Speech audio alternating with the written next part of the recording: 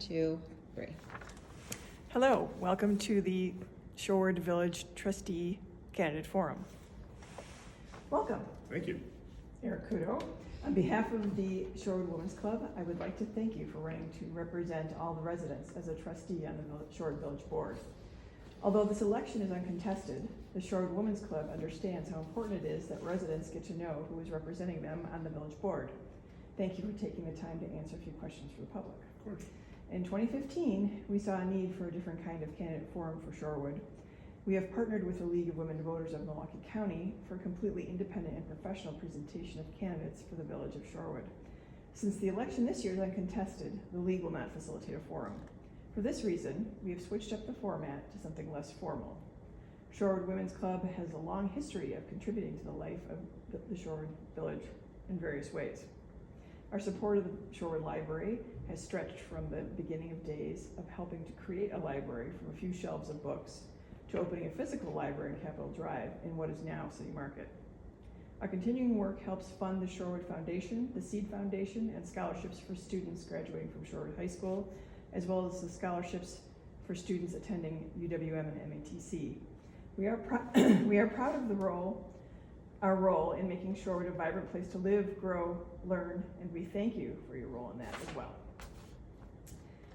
So we have a series of 8 questions. You will be given 3 minutes per question and time at the end if you'd like to add anything. So question number 1. First, tell us a little about yourself and the relevant skills that you bring to the role of village trustee. Sure. Eric Couto, candidate for village trustee, current Shorewood village trustee. Thank you to the Shorewood Women's Club for hosting this, for putting this online. I was able to watch both of the Shorewood school board candidates, so I was doing some research on the front end. Skills, you know what? Much like many before me, I grew up in Shorewood, went to Lake Bluff, went to middle school, went to the high school. I've lived in Shorewood or near Shorewood for the vast majority of my life. I work on a daily basis in the political realm, so I'm very familiar with kind of all of the mechanics of running a village, of running a community, of elected officials, of the relationships between local and state and federal, and all the roles and responsibilities for the most part of all those areas. So, growing up in Shorewood was a unique experience. It was a great experience, but it's one that, sort of drives you, I think, if you embrace it, drives you to service at some point in your life. So this is my ability and my opportunity to serve. So I ran 3 years ago, contested race. It was great. It was a good opportunity to talk to everyone. It was during COVID, so it was a little weird, frankly. But I think I've served the community well. I'm on the library board, the police commission. I chair community and business relations. I'm on a couple other committees. There's a lot, and there's a lot to do in the village. So, I look forward to using sort of my daytime skills to help my nighttime skills of serving as a trustee. Great, thank you. Okay, next question. Why did you decide to run again for trustee, and tell us briefly what you think are the top priorities for village residents? I decided to run again because I feel like there's unfinished business. There are a lot of things that we're working on right now in the village, whether it's streetlights, lead pipes, North Oakland Avenue, Lake Drive, affordable housing, the DPW yard. There are a lot of things that we're sort of in the middle of, and a lot of things that I've been able to tackle on the board that I want to finish. And so, it would not be impossible for someone to jump in halfway through and pick up the ball and keep running with it. But I feel a sense of responsibility that, I was there in the beginning and I should hopefully be there in the end when we get all this stuff squared away, so that the next sort of generation of trustees doesn't have to tackle this stuff in the same way that we did.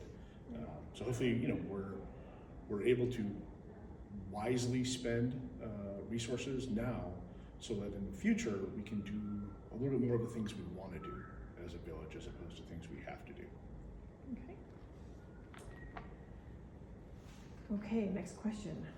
TIFs, maintaining green space, building on public parking lots or at the DPW lot, and affordable housing have been hot topics. Please share your thoughts about development in Shorewood.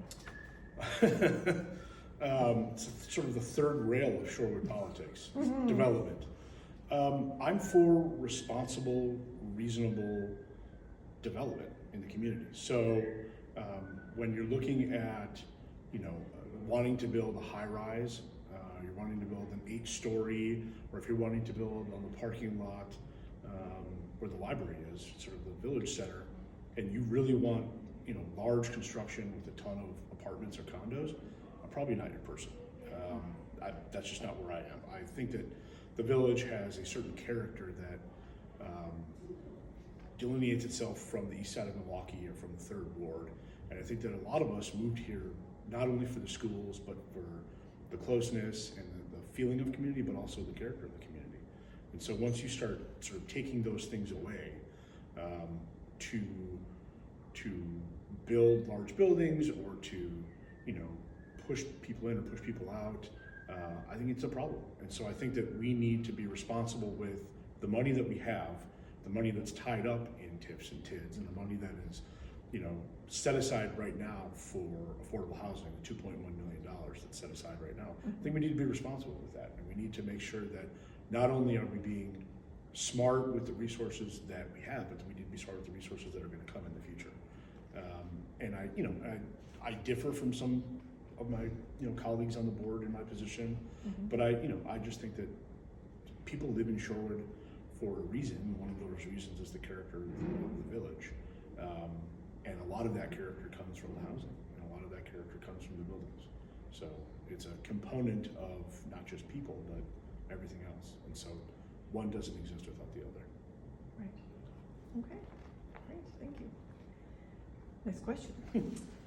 What do you feel is the appropriate balance between the needs of current residents, safe streets, and maintaining village character versus the desire to create more density and additional affordable housing? I guess it kind of ties. I feel like in a I little kind of bit. just went there. Yeah, you did kind of. I don't know if there's anything. No. I think that there is a reasonable balance to be had, right? I mean, I think when you're looking at affordable housing, there are a million different types of affordable housing that you can offer.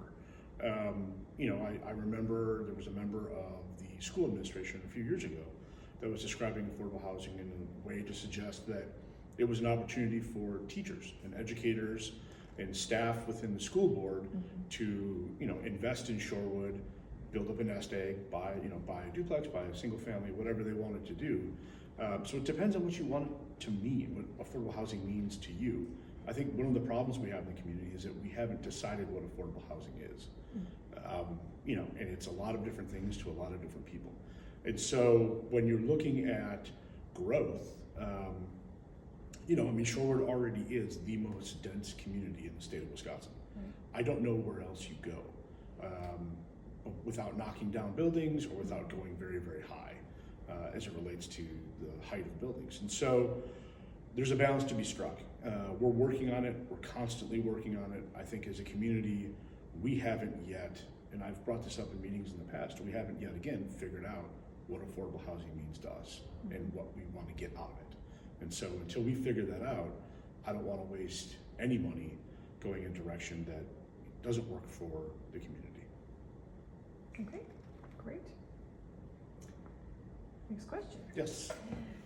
In your opinion, has the village done a good job with long-term planning for replacing aging infrastructure like sewers, streetlights, the Atwater groins/piers, Atwater bluff erosion, and damage caused by stormwater runoff, including the potential of a sinkhole like the costly one in Whitefish Bay? What more can the village be doing to be prepared financially for these big-ticket items? Yes and no. I think that following 2010, when I was here, and I lost, my wife and I lost everything in our basement in 2010. We lived on Downer. I think the village did a nice job of trying to figure out how to work with MMSD to take care of the issue of backups, backup sewers. I think that we've done a nice job on repaving some of the streets. I think past boards have done a nice job of working on alleys. The problem is we have a 100 and some year old village. We have 50-year-old streetlights. We've got, in some places, 100-year-old lead pipes in the ground. And so I don't think we've done a nice job. I don't think we've done a good job as a community of updating those infrastructure pieces in a systematic way so that we're not getting these gigantic bills all at once. You know, part of being an elected official is, unfortunately, sometimes taking really tough votes on things that you don't want to have to do, but need to be done. And in this instance, that would be the DPW yard, that would be lead pipes, that would be streetlights, North Oakland Avenue. You know, I mean, these are big ticket items that require a ton of resources, not just for folks now, but folks down the road. And so trying to balance all of that. Again, that's, I alluded to earlier, you know, sort of the responsibility I felt to get as many of those things off the table as we can, and at least get them up and going, such that other boards aren't stuck with them down the road. Now, there's a balance between taking care of all of those things in a short period of time, and then having taxes and fees be too high, such that folks can't live here or don't want to move here. And so again, there's a real balance to be had, but I wish, looking back, that more time and effort had been spent on thinking longer term with regards to infrastructure in the village, and it's something that we do very, very often now, but seems to have not been a massive priority in the past. Thank you for that. You're welcome. Okay. I'm halfway through my waters. Some more. Are we halfway More through to the go. questions? Oh, we're more than halfway. Okay. With a tight budget and many upcoming expenses like streetlight replacement, the village is looking for new revenue streams. In your opinion, where should the village look to balance the budget? For example, increase taxes, fees, for what? Cutting services, which ones? Adding parking meters on Oakland, etc. That's a really good question, and it's something that we passionately discuss on a regular basis on the board. You know, the residents of Shorewood have a high expectation for services, and I think rightly so, because we have high taxes. You know, what I will say is, when you look at the breakdown of taxes in our community, the village is not the largest tax entity in our community. It's the schools. And so we have sort of this piece of money, this sliver of that pie that we have to do a lot of stuff with. And so when you're looking at cost savings, I think there are always cost savings to be had. I think there are always opportunities for us to partner with other communities on cost savings, whether it's equipment or services or what have you. But you have to constantly be looking for it. It has to be sort of at the forefront of what you're trying to do. I am not a huge fan of fees, but sometimes you don't have options. There's a certain amount of money that we're able to tax based on restrictions from the state legislature and the state government. And so when your bills are $100 a year and you only have 85, you have to figure something out. There's a proposal that's sort of working its way through the village right now to put parking meters on Oakland. I'm not in favor of it. I think that, you know, our businesses are having a hard enough time post-COVID. I think that the businesses will have an even harder time during reconstruction of North Oakland Avenue in 2026. And so I don't see why we would have another burden of parking meters. You know, we made a decision a couple of years ago to go from 1.7 to 1.1 ratio for off-street parking requirements for new developments. So the village, I voted against it, but the village made a decision to put more cars on the street. And as we continue to grow, if we continue to grow, that's going to continue to be a larger and larger problem. So, you know, I think that we need to be responsible. But again, anything that we can do cost savings wise, we're a pretty lean village. We don't have a lot of extras, a lot of things that other places do. There are certainly opportunities for redevelopment and increased tax base, but probably not enough to offset what we're looking at every year. And so, unfortunately, Shorewood will continue to be an expensive place to live. Right. If I'm being honest. Yeah. Very true. Okay, 2 more to go. Okay, 2 more. 2 more. In its role representing residents, the village board provides oversight and gives residents a voice in village decision-making. Do you believe that the current board structure, volunteer committees, and other avenues for resident input are working. How could communication be improved? Yes. The easy answer is yes, I think it's working. I think that we have fantastic committees. I think we have a lot of really great committee chairs. The amount of information that we get from those committees and the folks that have expertise in those particular areas is invaluable to us. You know, whether it's bike ped or public safety or whatever it happens to be, parks. I mean, there are so many things happening in the village, and there are so many incredible residents in the village that have expertise in so many different areas.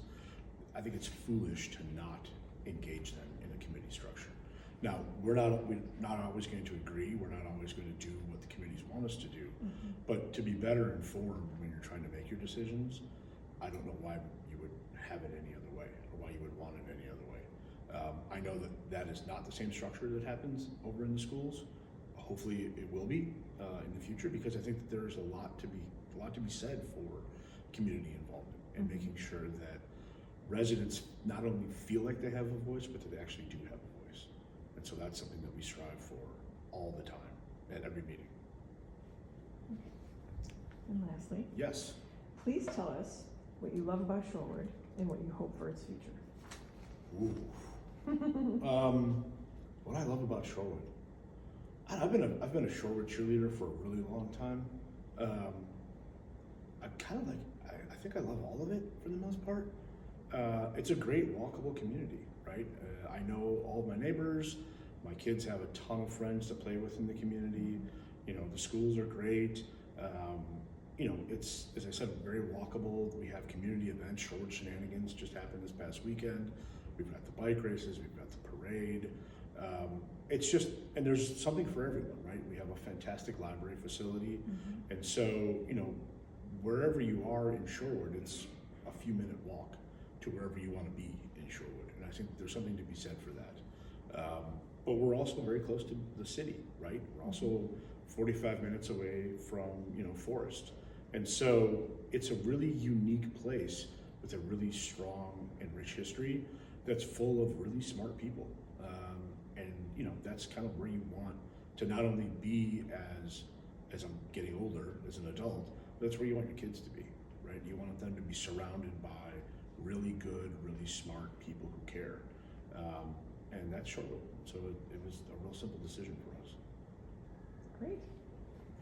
Well, that's the conclusion of our questions. Is there anything you'd like to add, or? No, I mean, you know, as you said in the beginning, I'm running uncontested, so I look forward to serving another 3 years on the board. I don't know what it'll all hold. I'm sure there'll be a lot of hard decisions and, you know, and hurdles that we have to sort of get over. But, you know, hopefully folks recognize, and I've never had anyone not say it, but I hope folks recognize that we're just trying to do our best for the community. You know, we'll agree, we'll disagree. I've lost plenty of votes, I've won plenty of votes. You know, nothing's personal. It's just you're trying to make the best decisions that you can with the information that you have. And, you know, the goal for Shorewood is to, like anything else, leave it better than you found it. And so if we're able to get these infrastructure issues taken care of, and we're able to make it, you know, so that Shorewood is still a, you know, somewhat affordable, livable community, I will have done my job, and then I can pass it on to someone else. Great. So thank you. Well, thank you for joining us. Thank you to the Women's And thank you Women's for Club again. all that you do on the board. It's an invaluable service. You're welcome. Okay.